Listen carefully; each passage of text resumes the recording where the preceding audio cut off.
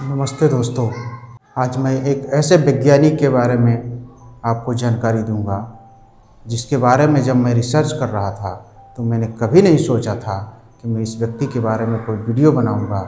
लेकिन जब मैंने इनके बारे में रिसर्च किया तो मैं अपने आप को रोक नहीं पाया और ये वीडियो मुझे बनाना पड़ा। ये वीडियो बनाने के लिए मैं मजबूर हो गया। ये किस्सा इतना दिलचस्प है कि आप सुनेंगे तो आपके रोंगटे खड़े हो जाएंगे। इस व्यक्ति का नाम है एलन ट्यूरिंग। दूसरे वर्ल्ड वार के दौरान जर्मन सेना ने ब्रिटेन पे बहुत ज़बरदस्त हमला किया था और उस हमले में उसका एक घमंड था एनिग्मा मशीन।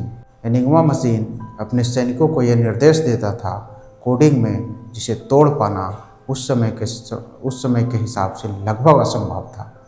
वो एक कोई मशीन नहीं था, वो टाइपिंग मशीन की तरह था और उससे अपने सैनिकों को गुप्त संदेश कोडिंग में भेजा जाता था जिसको समझना उस समय के दुनिया में लगभग असंभव था।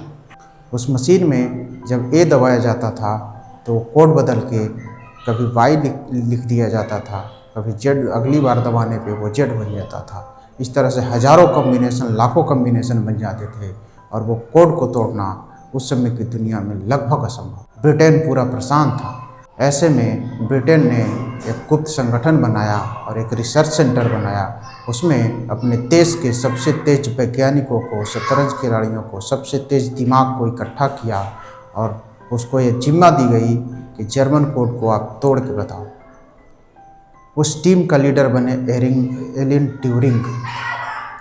एलन ट्यूरिंग एक वैज्ञानिक थे।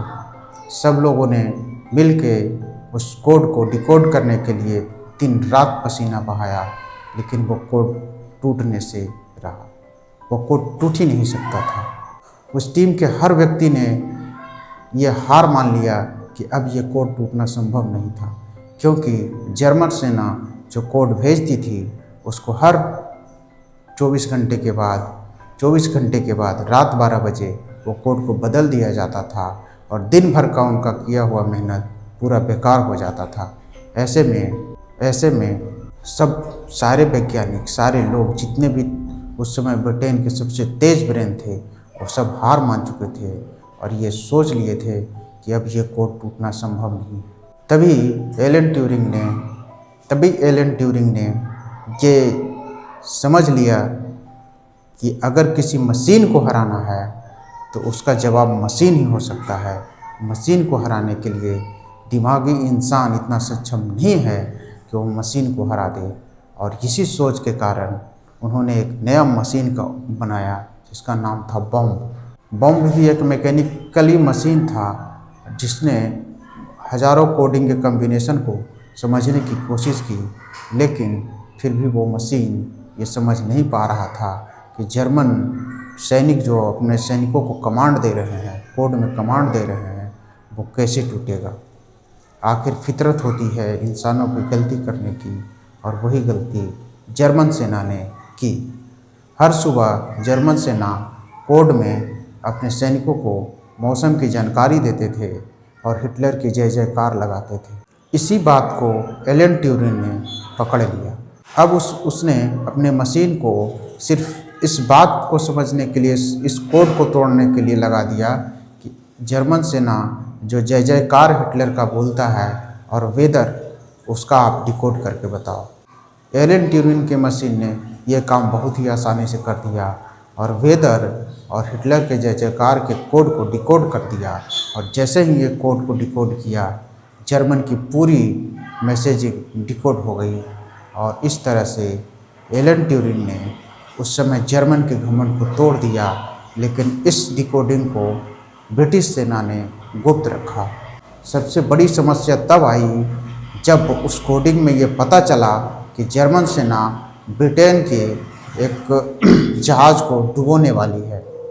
जर्मन सेना, अब ब्रिटेन के पास सबसे बड़ी समस्या ये थी कि उसे जब ये पता था कि हमारे एक जहाज़ को जर्मन सेना डुबोने वाली है, फिर भी वो जानकर इस कोड को, डिकोडिंग को जर्मन सेना को पता न चल जाए, इसलिए वो अपने जहाज़ को डूबने देता है और ऐसा फील कराता है कि ब्रिटिश सेना अभी तक मेरे कोड को तोड़ नहीं पाई है। लेकिन ब्रिटेन को सारी जानकारियां पता होने लगी, जर्मन सेना के हर प्लान को, हर गुप्त मैसेज को, हर कोडिंग को इस मशीन की वजह से ब्रिटिश सेना को पता चल जाती थी और ब्रिटिश सेना उसके पहले ही जर्मन सेना पे अटैक कर दिया करती थी और इस तरह से जर्मन को हार मिली।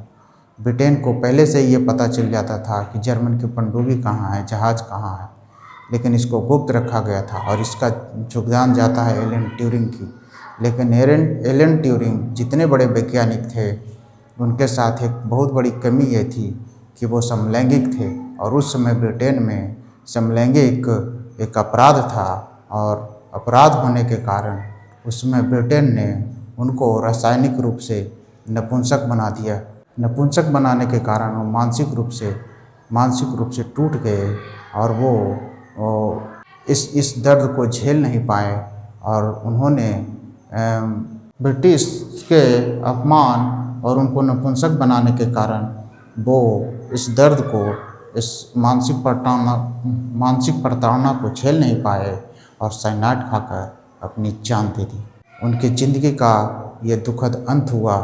41 साल की उम्र में उन्होंने साइनाइड खाकर जान दे दी। लेकिन बाद में ब्रिटिश सेना को, ब्रिटिश सरकार को ये एहसास हुआ कि वो कितने बड़े वैज्ञानिक थे और अपनी गलती का एहसास करते हुए बाद में एलन ट्यूरिंग को एक सम्मान दिया गया और वहाँ के नोटों पे उनका चित्र छापा गया।